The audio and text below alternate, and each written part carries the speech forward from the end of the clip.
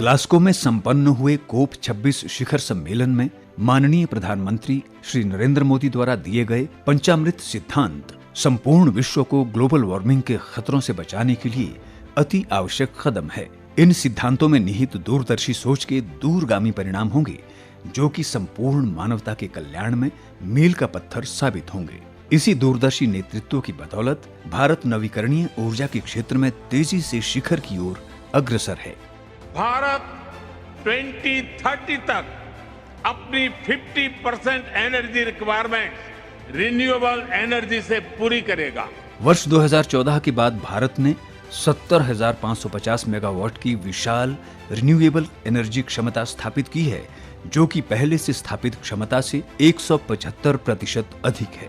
सौर ऊर्जा के क्षेत्र में क्रांतिकारी बदलाव हुए हैं और अब आत्मनिर्भर भारत कार्यक्रम के तहत भारत में ही बड़े पैमाने पर सौर पैनलों का उत्पादन शुरू हो गया है। वर्ष 2030 तक 50% ऊर्जा जरूरतों को अक्षय ऊर्जा के माध्यम से पूरा करने के माननीय प्रधानमंत्री के दीर्घकालिक संकल्प की पूर्ति हेतु हिमाचल प्रदेश भी यथासंभव योगदान के लिए कृत संकल्प है।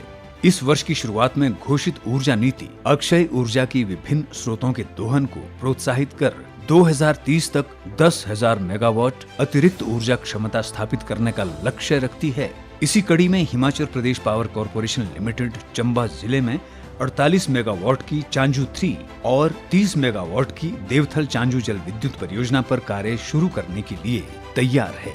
इन परियोजनाओं के माध्यम से प्रदेश में लगभग 1,000 करोड़ रुपए का निवेश होगा। इन दोनों परियोजनाओं की कमीशनिंग के बाद 277.54 मिलियन यूनिट वार्षिक विद्युत उत्पादन होगा और हिमाचल प्रदेश को लगभग 110 करोड़ रुपए का वार्षिक राजस्व प्राप्त होगा। परियोजना के बनने से कार्बन उत्सर्जन में प्रतिवर्ष 2,21,843 मीट्रिक टन की कमी आएगी।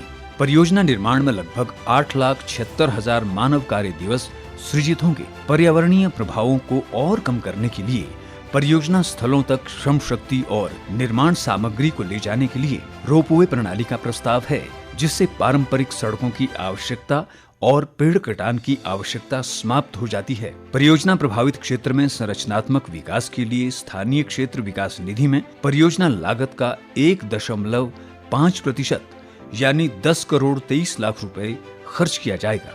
परियोजना के कमीशनिंग में आने के बाद वार्षिक राजस्व का 1% हिस्सा परियोजना प्रभावित परिवारों में वितरित किया जाएगा। इन परियोजनाओं के बनने से प्रदेश की आर्थिकी में सुधार होगा और प्रदेश की संपूर्ण प्रगति सुनिश्चित होगी।